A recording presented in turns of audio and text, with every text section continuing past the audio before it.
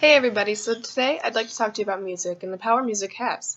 So, first I'm going to ask you a question. How many times a day do you find yourself humming or listening to your favorite song or anything? How many times a day do you hear music?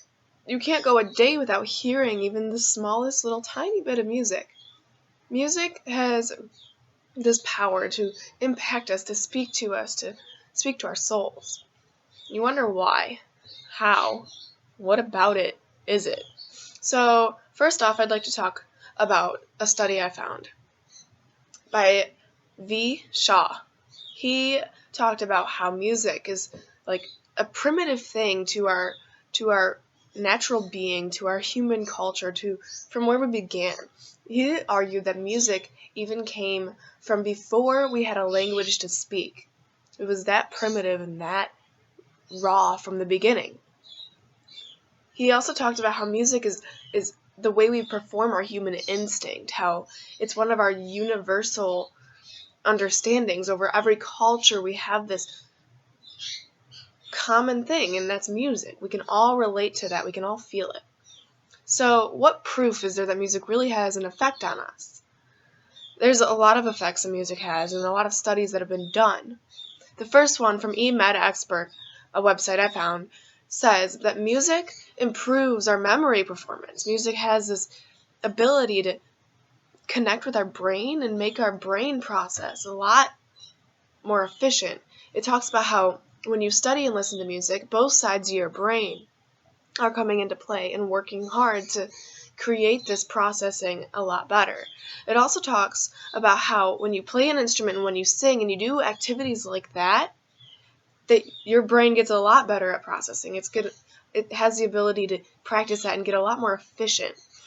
So also, music therapy has become a large thing. This is also talked about by eMedExpert.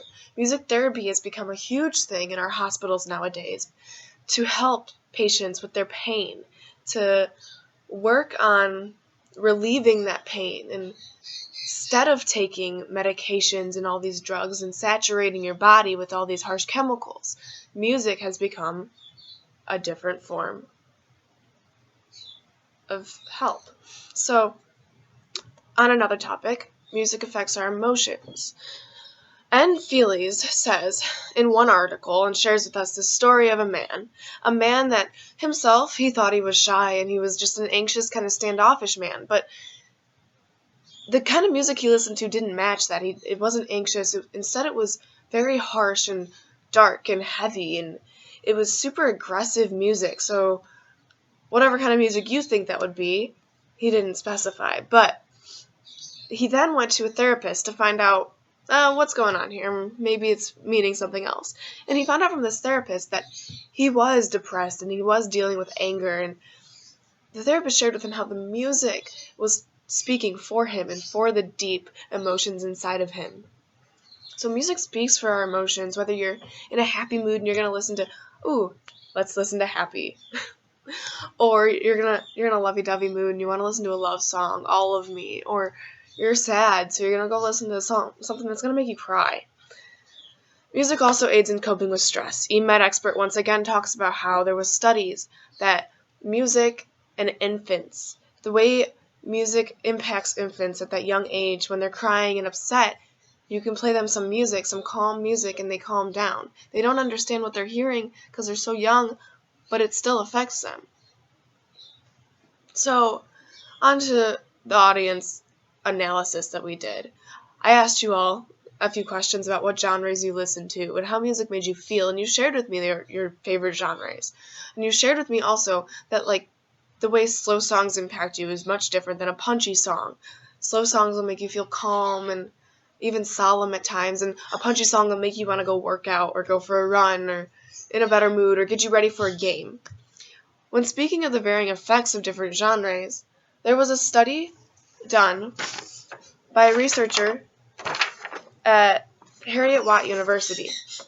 He talked about how genres and personality correlate, how your personality really matches what genres you listen to. So let's say folk. Folk shows, I'll show you where folk is. This is folk. Folk shows you're creative, you're outgoing,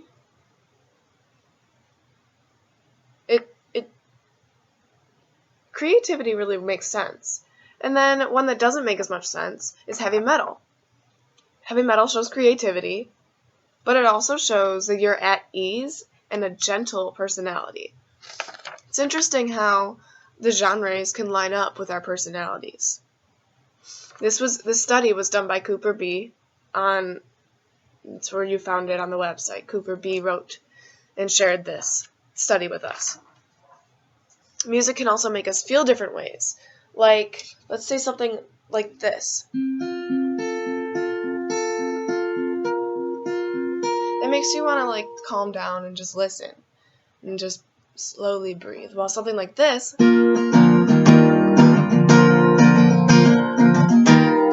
kind of want to get into a little folky kind of ooh, we're going to jig to this. It's proven by Holtby. He talks about how listening to fast music and upbeat music accelerates your respiration and your heart rate, while listening to something slow and meditative has a relaxing effect. It'll slow your breathing and it'll calm your heart rate. I found that interesting because it's true. You take it from the examples of music you listen to. You all even answered that music has that effect on you. So, to finish off, music is something that we all love and we all listen to, and we all really need to learn to appreciate more. Hicks G. shares with us how learning music has an impact and how you communicate with people and how you learn. So I challenge you all to just, the next few days, really appreciate music and dig into that. And also, maybe pick up an instrument as a hobby. It'll help you study. Have a great day.